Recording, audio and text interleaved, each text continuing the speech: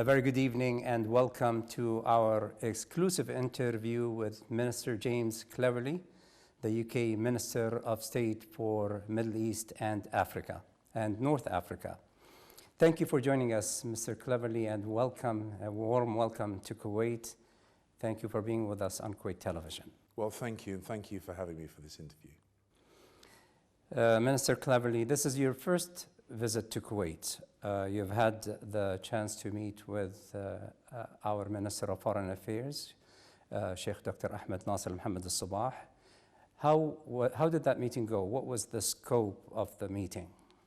Well, I was able to discuss with him the strength of the bilateral relationship, and I think the UK and Kuwait enjoy a very, very strong, very long-standing bond of friendship. And whilst the history of the two countries is great, mainly what we talked about were opportunities for the future, about strengthening the relationship post-COVID, about things like health and education and cybersecurity. And it was a very good opportunity to catch up with a long-standing friend of the UK and talk about how we work together even closer in the future.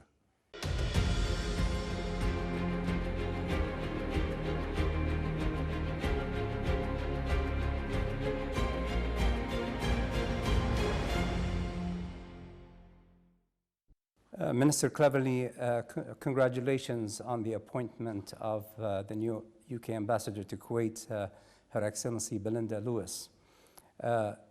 Is your visit in any way connected to her arrival? Can you elaborate on the purpose of your visit and the agenda ahead? Well, I had originally planned to visit Kuwait about this time last year, but unfortunately coronavirus delayed my trip.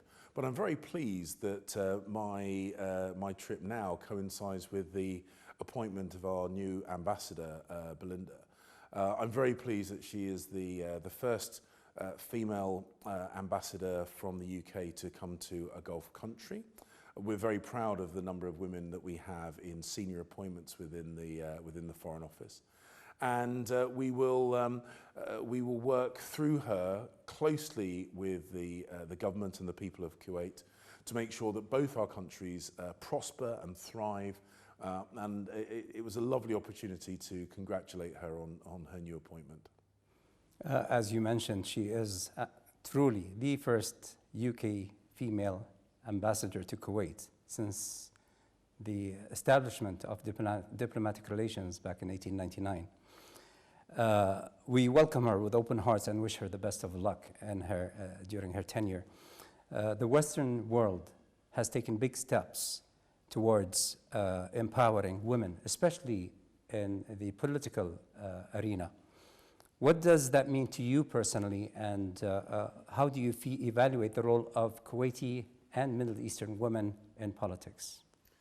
Well, I think it's incredibly important that as the world becomes more competitive, we ensure that we harness all the strengths and all the talents of our respective countries. I first got interested in politics when Margaret Thatcher was our Prime Minister, and I know that she is someone who is very highly respected here in Kuwait for obvious reasons. So we know that women in positions of political leadership can be decisive, can be effective, and we're very proud in the UK that we have many women. We've had 2 female Prime Ministers now. Many of my colleagues in government are fantastic women, similarly in business. And we think it's important that all countries utilise all the strengths of their people, both men and women.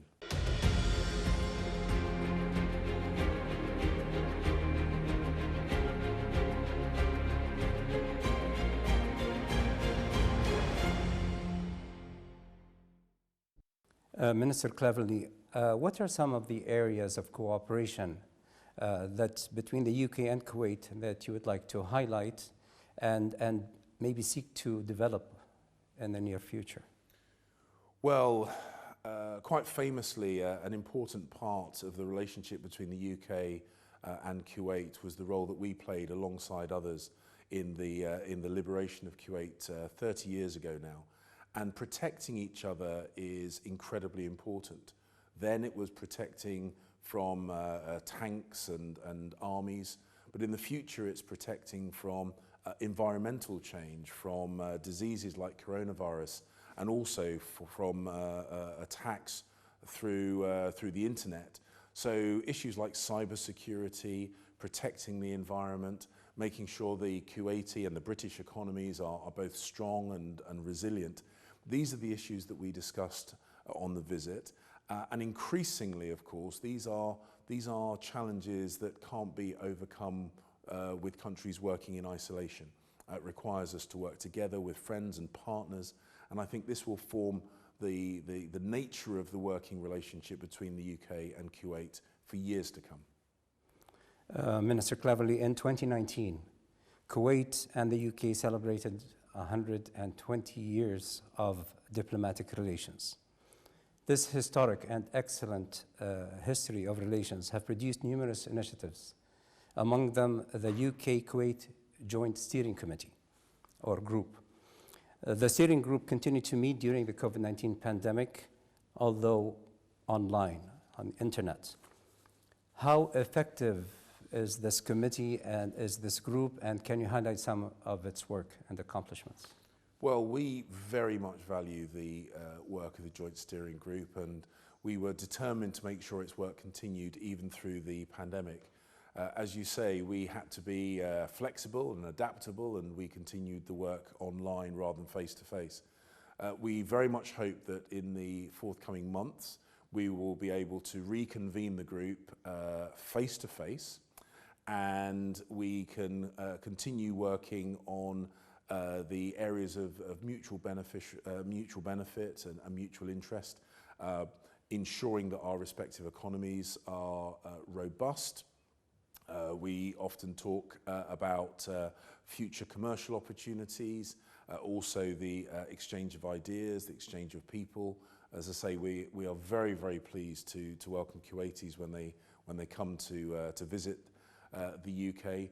And of course, because of the circumstances that we've recently endured through coronavirus, we will of course be speaking about how we recover back from coronavirus, how we bounce back, how we protect ourselves from future challenges like this.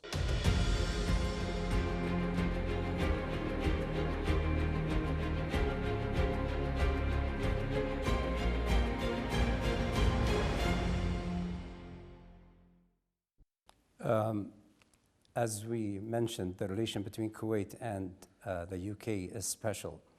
Kuwaitis love the UK. They vacation in the UK. They invest in the UK. They love UK football, the Premier League. They love products, UK products and merchandise. Kuwaitis are very appreciative of the UK Foreign and Commonwealth Office, which a few years ago made it much easier for Kuwaitis to visit the UK through the online application, the visa application. How do you see relations between the two nations developing further? Well, as you say, the people of the United Kingdom and Kuwaitis, I think, enjoy quite a special relationship. We are very, very pleased that so many Kuwaitis regard the United Kingdom as their second home, as their preferred place to visit.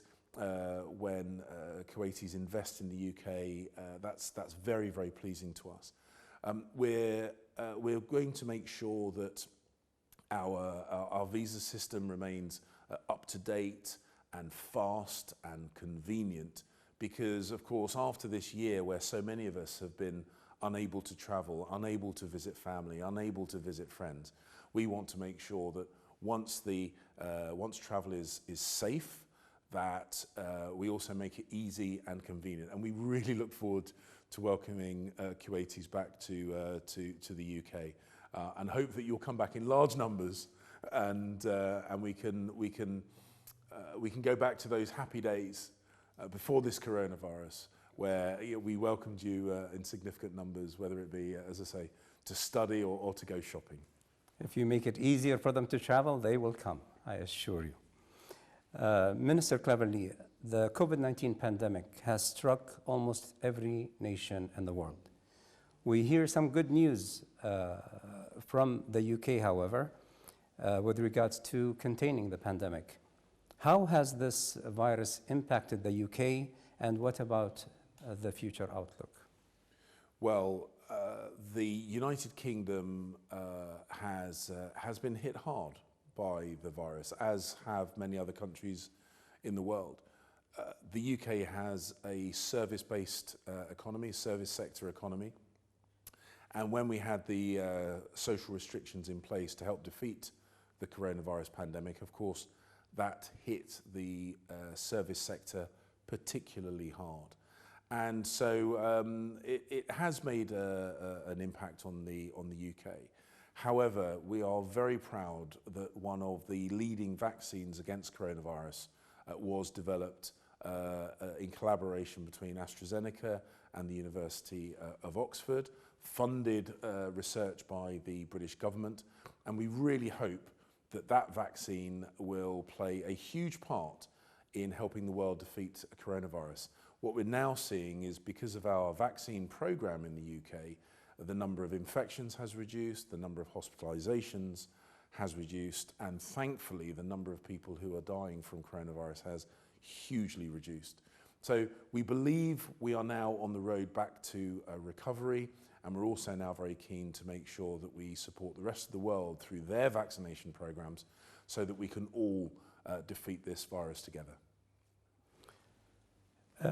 Minister Cleverly, while looking up your bio, I read that you have joined the military in October of 1991. This is only 8 months after the liberation of Kuwait from the Iraqi aggression. What memories do you have of that particular time, of the difficult time then?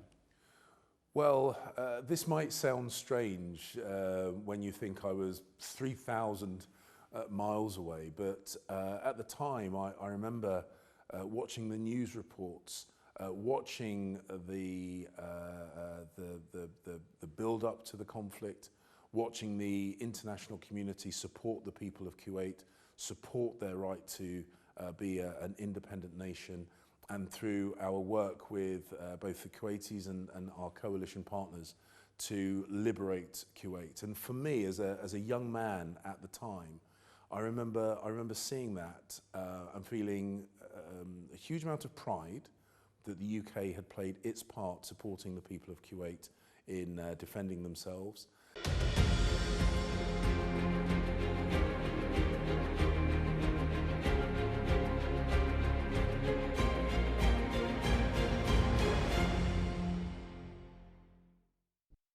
Thank you very much, Minister Cleverly. Anything I forgot to mention or forgot to ask? Any last words? I think really the point I would just like to reinforce is that I've really enjoyed the visit here. I'm very, very grateful of the hospitality that has been extended to me by the Kuwaiti people, and I look forward very, very much to visiting again at some point soon, I hope. Thank you so much for this exclusive interview. To our viewers, thank you for watching. Have a very good evening.